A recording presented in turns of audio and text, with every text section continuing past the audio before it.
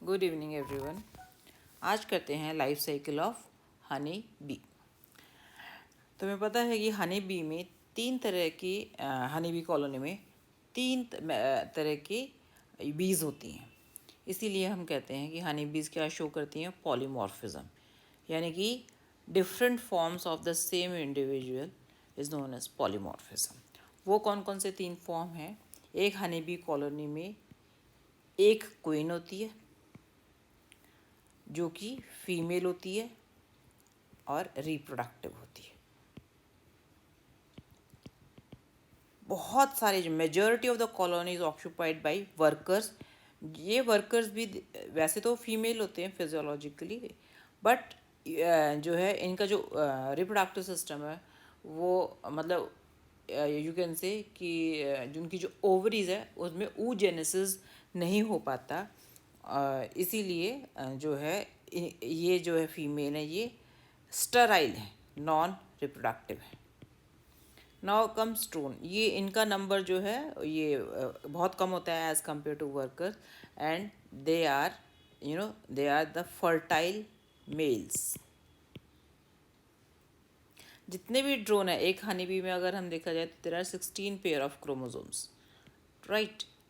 तो अगर 16 पेयर यानी कि डिप्लॉयड है तो वो इंडिविजुअल फीमेल होगा हनी बी में, और अगर हैप्लॉयड एग डेवलप करता है विदाउट फर्टिलाइजेशन तो वो मेल में ही डेवलप होगा, यानी कि ड्रोन में डेवलप होगा। ठीक है। और आप देखो सेक्सुअल डायमॉर्फिज्म ये है। सेक्सुअल डायमॉर्फिज्म का मतलब क्या है कि देख के बता सकते हो कि मेल है या फीमेल है, वर्कर है, क्वीन है क्या। ये आप देखो क्वीन जो है सबसे बड़ी है, you can make out, right. Worker जो और क्वीन का एब्डोमेन आप देखो कितना बड़ा है, विंग से भी बाहर आया हुआ है। ये वर्कर है, वर्कर का साइज देखा जाए तो सबसे छोटा है, normal like any other insect. Drone जो है somewhere in the middle, queen से छोटा है बट वर्कर से काफ़ी बड़ा इसका साइज़ है। और इसके जो वो है एब्डोमेन और हर साइज, चाहे वो हेड है चाहे वो थोरैक्स है, सब लार्जर है देन द वर्कर। ठीक है। ये तो था डिफरेंट टाइप ऑफ या different castes found in honey bee colony. Now life cycle में सबसे पहले हम देखते हैं नप्शियल फ्लाइट, या इसको मैरिज फ्लाइट भी कहा जाता है। ठीक है। यूजुअली क्या होते हैं कि मेल और फीमेल की जो मेटिंग है वो कॉलोनी में नहीं होती। इनकी जो मेल और फीमेल की मेटिंग जो होती है वो एयर में होती है। ठीक है। क्या होता है, there is an area in air, उसको कहते हैं ड्रोन कॉन्ग्रीगेशन एरिया, या इसको शॉर्ट फॉर्म में कह दो DCA। और ये एरिया DCA जो है इफ़ यू सी, ये around 100 to 700 square feet area में होता है, विड्थ होती है। और धरती से या अर्थ से इसकी जो हाइट होती है वो अराउंड 50 to 125 फीट ऊपर होती है। ठीक है। ये एरिया कहते हैं कि किसी कोई मैग्नेटिक फोर्स के बेसिस पे होता है, या कोई मैग्नेटिक फोर्स इस ड्रिवन होता है एरिया, ड्रोन कॉन्ग्रीगेशन एरिया। तो इस एरिया में बहुत सारे ड्रोन्स जो हैं वो इकट्ठे हो जाते हैं।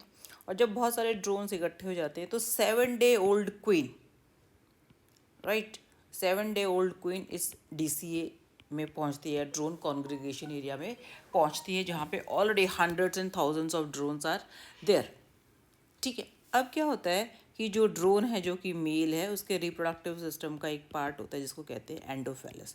और एंडोफेलस की हेल्प से ये जो है मेल गैमीट या स्पर्म जो है फीमेल की बॉडी में डिपॉजिट करता है। ठीक है। It takes around 5 second for one drone to transfer sperm into the body of the female.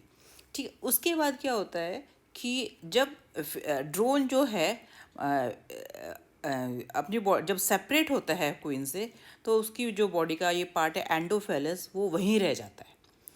तो इस तरह का ड्रोन जो है इस तरह के ड्रोन को कहते हैं इमैस्कुलेटेड ड्रोन। तो ये जो इमैस्कुलेटेड ड्रोन है, यानी कि वो ड्रोन जिसका बॉडी पार्ट वहीं रह जाता है, तो ये इमैस्कुलेटेड ड्रोन जो है मेटिंग के बाद जो है सर्वाइव नहीं कर पाता एंड इट डाइज ऑफ। उसके बाद क्या होता है, फर्स्ट ड्रोन के बाद फिर इसी तरह नेक्स्ट ड्रोन आएगा। इस पहले इस प्रीवियस एंडोफेलस को रिमूव करेगा, then it will release sperms, then अपना एंडोफेलस वहीं छोड़ जाता है। इस तरह से एक एक करके around 20 drones release their female male gametes और sperms into the body of female. और इस तरह से एक क्वीन की बॉडी में अराउंड 20 मिलियन स्पर्म्स डिपॉजिट हो जाते हैं। ठीक है, और इन 20 में से अगर देखा जाए तो 7 मिलियन स्पर्म तो स्पर्मैथिका में ही स्टोर हो जाते हैं फीमेल की बॉडी में। राइट नाउ अब ये जो है अगर हम देखें तो वहाँ पे थाउजेंड्स ऑफ स्पर्म होते हैं, ड्रोन होते हैं। अराउंड एक ड्रोन को अगर वहाँ पे 1000 ड्रोन है, 1000 ड्रोन में से केवल एक ही ड्रोन को चांस मिलता है मेटिंग करने का। और अराउंड टोटल देखा जाए तो कितने मेटिंग कर पाते हैं ड्रोन्स? 20 ड्रोन्स। ठीक है, अब ये 20 ड्रोन्स मिलके अराउंड 20 मिलियन स्पर्म्स जो हैं वो डिपॉजिट करते हैं। और इफ़ यू सी ये स्पर्म जो है देखा जाए तो उसकी पूरी लाइफ टाइम के लिए यानी कि 3 to 4 ईयर्स तक के लिए काफ़ी होते हैं फीमेल के लिए फॉर एग लेइंग और फॉर फर्टिलाइजिंग द ओवा। ठीक है, अब जो है क्या होता है कि जब ये जो इसका जो डिपॉजिट है इसका स्पर्म का, जब ये ख़त्म हो जाता है तब क्या होता है, फिर न्यू क्वीन की फॉर्मेशन होती है।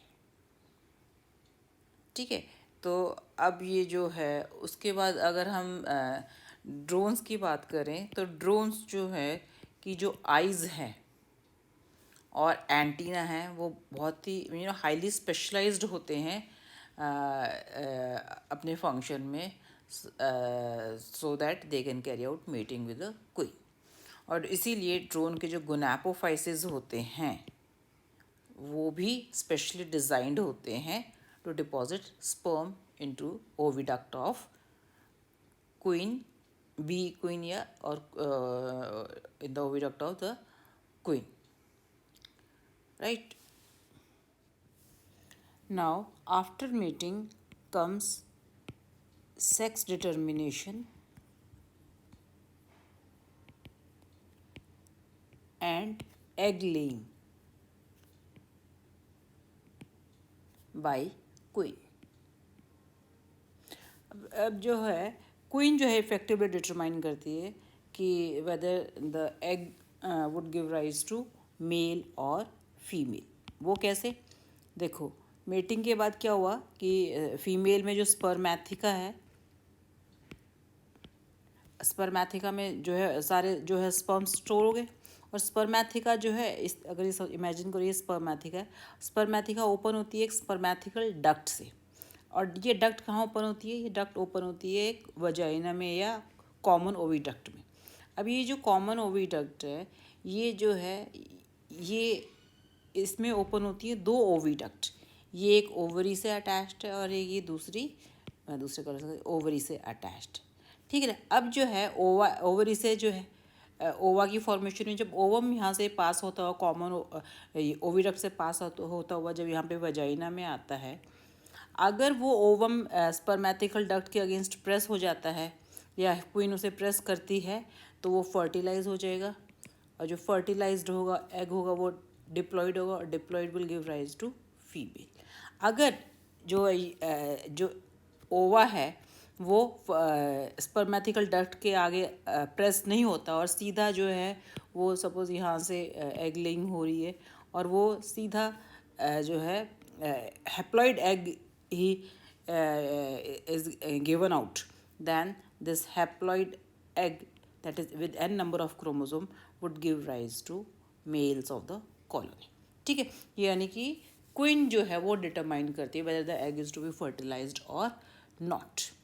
ठीक है, अब जो है फीमेल में तो पता है इधर फीमेल से या तो एक क्वीन बन जाएगी, बाकी वाले सारे जो है वो वर्कर्स बन जाएंगे, और मेल वाले जो हैं सारे ड्रोन्स बन जाएंगे। ठीक है ना, यही हुआ ना। अब व्हाट हैपेंस इज, ना केवल फर्टिलाइजेशन, एक दूसरा फैक्टर और है जिसको हम कहते हैं orientation of the comb cell. अगर जो है सेल, जैसे हेक्सागोनल सेल्स होते हैं ना पूरे हाइव में इस तरह से, अगर एग लेइंग जो है वर्टिकल सेल्स में होती है, वर्टिकल सेल है ना, तो अगर इसमें एग लेइंग होती है दैट मीन्स ये जो एग है ये क्या, it will give rise to queen. और अगर हॉरिजॉन्टल जो है सेल्स में एग लेइंग होती है, that horizontal cells the eggs will hatch out either into worker और इनटू ड्रोन। ठीक है, दूसरा जो है क्या factor, orientation of comb cell से भी पता चलता है कि इन एग्स से कौन सा इंडिविजुअल, किस टाइप का जो है इंडिविजुअल विल अराइज। ठीक है, नाउ ये तो था उस सेक्स डिटर्मिनेशन के बारे में। नाउ नेक्स्ट कम्स, जैसे कि मेटिंग हुई, मेटिंग के बाद जो है queen will return to the hive, अपने पुराने हाइव में वापस आ जाएगी। ठीक है, अब उस हाइव में आने के बाद जो है क्वीन जो है depending on various factors, climatic factors, queen will lay eggs around at the rate of 1000 to 2000 eggs per day। ठीक है, अब जो है क्या होता है कि जो एग होता है ना वो इस तरह का ओवल शेप्ड होता है, ये दिखाई दे रहा है, इस तरह का ओवल शेप होता है, क्रीमिश, जैसे जैसे चावल का दाना होता है ना, आधे चावल के दाने के साइज़ के बराबर होता है। और जो है वो जो है क्या, जो वर्कर्स क्या करेंगे, वर्कर्स एक्चुअली बनाते हैं रॉयल जेली। ठीक है, वैसे तो ये रॉयल जेली किसके लिए बनाते हैं, क्वीन के लिए बनाते हैं, पर वर्कर्स क्या करते हैं, इस रॉयल जेली को इन एग्स के साथ अप्लाई कर देते हैं। तो जब ये एग्स है इनके ऊपर अगर रॉयल जेली अप्लाई की जाती है तो वो इस तरह से सेल में फिक्स हो जाते हैं और सेल से वो गिरते नहीं है, और वहाँ पर इनका जो फर्दर डेवलपमेंट शुरू हो जाता है if they are mixed up with royal jelly. ठीक है, अब जो है अब इन ये फिक्स करने का मतलब क्या है, now the next stage of the queen hive will take place, that means the eggs would give rise to the larvae, यानी कि लार्वी के डेवलपमेंट के लिए रॉयल जेली मिक्स करना ज़रूरी है स्टेबिलिटी ऑफ द एग के लिए। ठीक है, एक और चीज़ ये है कि अभी जैसे मैंने बताया कि हॉरिजॉन्टल सेल्स ले किए जाते हैं वर्कर के लिए और ड्रोन्स के लिए। तो अगर वो हॉरिजॉन्टल सेल्स अगर स्मॉल है तो उसमें जो है केवल डिप्लॉयड एग्स ले किए जाते हैं जिससे कि वर्कर्स अराइज होते हैं, और अगर वो सेल लार्ज है those large cells in which the egg laying occurs will give rise to drones only, right? ये एक और फैक्टर है। ठीक है, अब जो है अगर हम ये एग देखा जाए, जो एग लेइंग होती है ये अराउंड, इसकी जो लेंथ वो 1.7 मिलीमीटर होती है, और एक एग हल्का सा थोड़ा सा ब्लंट होता है, दूसरा एंड जो है थोड़ा सा शार्प होता है। तो इट इज़ अज्यूम्ड कि ये जो स्लाइटली कर्व्ड साइड है, ठीक है, मतलब थोड़ा सा जो है स्लाइटली कर्व्ड होता है, ये जो एंड है this give rise to the head region of the honey B.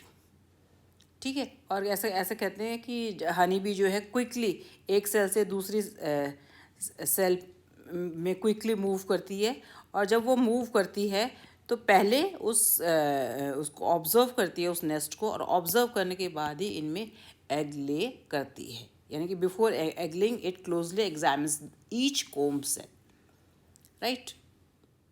Now comes the next stage that is hatching and larva. Hatching के बाद आई लार्वल स्टेज। अब क्या होता है कि एग लेइंग हो गई, एग लेइंग के 3 days के बाद हैचिंग होती है, और जो न्यूली हैच्ड लार्वा होता है ना, वो भी मैं अगर तुम्हें पिक्चर दिखाऊँ तो वो इस तरह का होता है, वाइटिश स्नोई होता है, थोड़ा लार्जर इन साइज़ होता है, ना उसके कोई लेग्स होते हैं ना एंटीरियर होते हैं, एक मामूली सी यहाँ पर एक समवेयर एक ओपनिंग होती है which is assumed as mouth, that's all. Otherwise उसमें और कोई कैरेक्टरिस्टिक फीचर नहीं होता, केवल वो कर्ल्ड होता है कोम सेल्स के अंदर। अब इन लार्वा को फीड वर्कर्स जो हैं वो फीड करते हैं। अब वर्कर्स जो जिस डाइट पे फीड करते हैं वो डाइट भी डिटरमाइन करती है कि वेदर ये क्वीन में कन्वर्ट होगा या वर्कर में कन्वर्ट होगा या ड्रोन में हैच होकर आएगा, राइट। कैसे यूजुअली क्या होता है कि फर्स्ट 3 डेज हैचिंग के फर्स्ट 3 डेज सभी सेल्स को एक ही तरह की डाइट एक्सक्यूज मी एक ही तरह की डाइट दी जाती है, दैट इज़ रॉयल जेली। जो हनी कोम में जो वर्कर्स होते हैं वो रॉयल जेली बनाते हैं और इस रॉयल जेली में सभी सेल्स को फीड किया जाता है या सभी न्यूली हैश्ड लार्वी को फीड किया जाता है कंटिन्यूसली फॉर 3 डेज। अब क्या है, आफ्टर 3 डेज यदि उन लार्वी को जो है रॉयल जेली के बाद नेक्टर या फिर डाइल्यूटेड हनी या फिर पोलन के साथ फीड किया जाता है, तो वो जो एग्स हैं वो जो लार्वी है वो that larvae would become later on either drone और वर्कर। पर यदि हम उन लार्वी को कंटिन्यूसली नेक्स्ट 3 डेज भी उनको अगर रॉयल जेली फीड कराते रहे, यानी कि इससे फर्स्ट 6 डेज अगर हम उनको रॉयल जेली फीड कराएं, तो वो सेल्स जो हैं they are destined to become queen. अब ऐसे तो बहुत सारे सेल्स होते हैं जिनको कंटिन्यूसली रॉयल जेली फीड कराई जाती है फॉर 6 डेज, तो सपोज से 5 to 6 सेल्स आर देयर, तो अब इसका मतलब ये नहीं कि उनसे 5-6 क्वीन आ जाएगी, नहीं, उनमें से फिर केवल एक ही सेल को चुना जाता है to become queen later, correct. अब जो है क्या होता है कि लार्वल पीरियड जो है वो वेरी करता है, जैसे कि अगर जो क्वीन है उसके लिए जो लार्वल पीरियड है वो 5.5 डेज है, वर्कर के लिए जो लार्वल पीरियड है वो 6 डेज है, और ड्रोन का जो लार्वल पीरियड है वो 6.5 डेज है, ठीक है। अब क्या होता है कि ये जो लार्वा है ये जो लार्वा है अब ये करता है मोल्टिंग, ठीक है, during these 6 days, and it moults if you see around 5 times. Moulting में क्या होता है कि पुरानी स्किन शेड कर देते हैं और नई स्किन की फॉर्मेशन हो जाती है, और हर एक मोल्टिंग के बाद जो ये लार्वा है इसका साइज़ बड़ा हुआ मिलता है। तो इस तरह से वो 5 टाइम्स मोल्टिंग के बाद इफ़ यू सी लार्वा जो है एक लार्ज ग्रेजुअली उसका साइज़ जो है वो इंक्रीज़ हो जाता है, और ये जो लार्वे है ना कंटिन्यूसली फीड करता है, कंटिन्यूसली फीडर को क्या बोलते हैं, वोरेशियस फीडर बन जाता है, ठीक है। वोरेशियसली ये फीड करता है, वोरेशियस फीडर बन जाता है, यानी कि एक दिन में अगर ये एक each larvae feeds around 1300 times, यानी कि एक दिन में उनकी कितनी मील्स होती हैं, 1300 मील्स, ठीक है। यानी कि अगर वो 5 डेज फीड कर रहा है कंटिन्यूसली 1300 मील्स, तो उसका जो साइज़ है वो 1570 टाइम्स जो है वो इंक्रीज़ हो जाता है, किसका, लार्वी का साइज़, राइट। नाउ अब ये जो डेवलपमेंट हो रहा है ये जो हनी हेक्सागोनल नेस्ट्स में हो रहा है, हनी कोम में, राइट। तो ये जो कोम सेल्स हैं जहाँ पर डेवलपमेंट हो रहा है उनको ब्रूड सेल्स भी बोलते हैं, ठीक है। अब आती है next stage, that is pupation.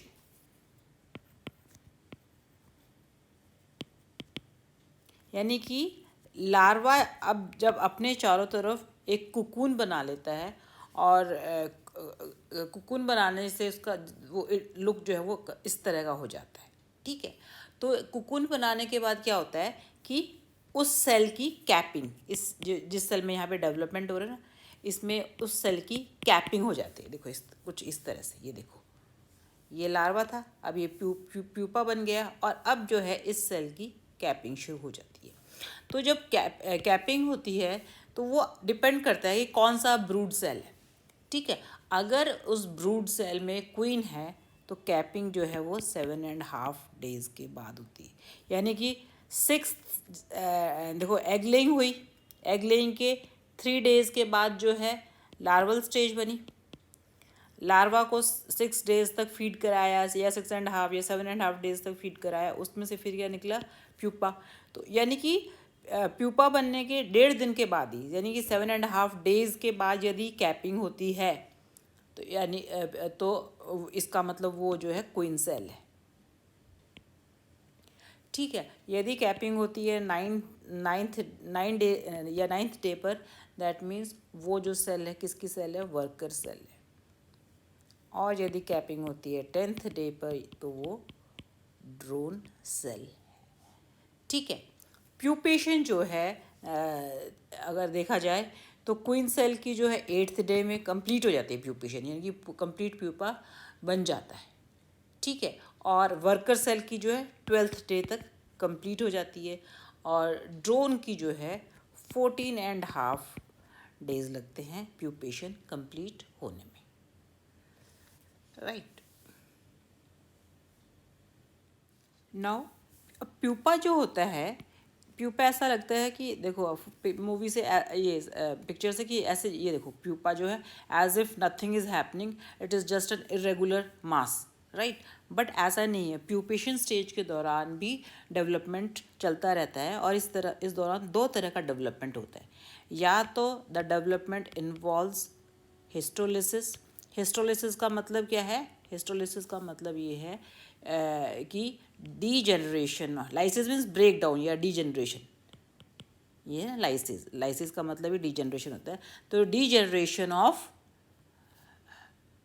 Undesired characters, जो कैरेक्टर्स अब हनी बी को नहीं चाहिए तो वो कैरेक्टर जो है वो डीजेनरेट हो जाते हैं। दूसरा जो टाइप ऑफ डेवलपमेंट है वो है histogenesis. Histogenesis, genesis means generation. तो इसका मतलब क्या हुआ कि दूसरा जो प्रोसेस होता है वो होता है formation of desirable characters, right. तो प्यूपा के अंदर ये दोनों प्रोसेस कंटिन्यूसली चलते रहते हैं, और प्यूपा में से फाइनली जो इंडिविजुअल इमर्ज होकर आता है उसे हम कहते हैं अडल्ट। ठीक है, ये देखो आप, ये देखो इस तरह से ये प्यूपा है, प्यूपा में से ये अडल्ट हनी बी इमर्ज होकर आई है। अब ये जो पीरियड ऑफ इमर्जेंस है वो भी वेरी करता है, कि जैसे क्वीन के लिए जो है प्यूपा कितने दिन के बाद इमर्ज होकर आता है, दैट इज 16th डे। ठीक है, वर्कर के लिए इमरजेंस पीरियड जो है वो है 21 days, और ड्रोन के लिए इमरजेंस पीरियड है 24 days, राइट। तो ये जो टोटल डेवलपमेंट पीरियड है वो वेरी करता है, तीनों जो है कास्ट ऑफ बीज में अलग अलग है। तो अगर हम देखा जाए तो लाइफ साइकिल जो है हनी बी की है उसको हम हॉलो मेटाबॉली बोलेंगे। हॉलो मेटाबॉली यानी कि life holo metabolism is the part of life cycle of honey bee. ठीक है, holo means complete, metaboly means metamorphosis, यानी कि उसकी बॉडी का कंप्लीट मेटामॉर्फोसिस हो जाता है। कंप्लीट मेटामॉर्फोसिस हो जाने का मतलब ये है कि इनिशियली एग स्टेज फॉर्म होती है, एग में से लार्वा बनता है। यहाँ पर लार्वा को हम ग्रब बोलेंगे, हनी बी के लार्वा को ग्रब कहते हैं, और लार्वा में से प्यूपा इमर्ज होकर आता है, लार्वा से प्यूपा बनता है, और प्यूपा से अडल्ट इमर्ज होकर आता है। अडल्ट भी तो वो भी क्वीन भी हो सकता है, वर्कर भी हो सकता है, और ड्रोन भी हो सकता है। आई होप आपको लाइफ साइकिल समझ में आ गई होगी। This is all for today, thanks.